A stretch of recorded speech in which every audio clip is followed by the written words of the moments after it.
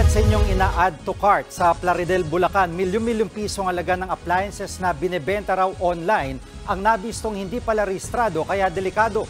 Nasa frontline ng balitang yan si Gary De Leon. Mga appliance gaya ng washing machine, blender, electric fan at maraming iba pa. Yan ang tumambad kahapon sa mga tauhan ng DTI Fair Trade Enforcement Bureau sa dalawang warehouse sa Plaridel, Bulacan. Ibinibenta raw mga ito sa mga online selling app.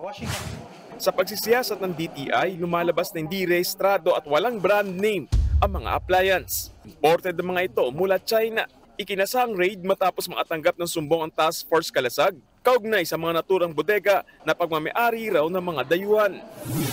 Ang mga natagpuang produkto, wala ring Philippine Standard o PS Mark at Import Commodity Clearance o ICC sticker.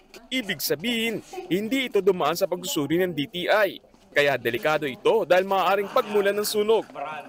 Lumalabas po na wala silang permiso, wala silang lisensya. Ano pong ibig sabihin nito kung walang safety mark? Hindi po ligtas at hindi po dekalidad. So safety and quality po ang hinahabol natin dito.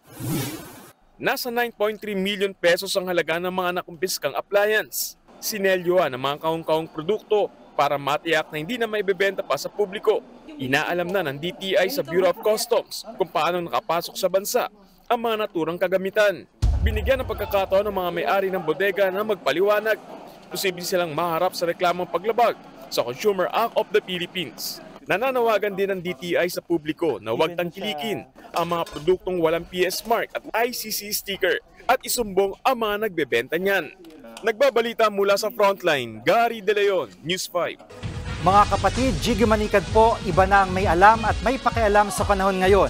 Para sa konkreto, kumpleto at komprehensibong balitaan sa Frontline, mag-follow at mag-subscribe sa social media pages ng News 5.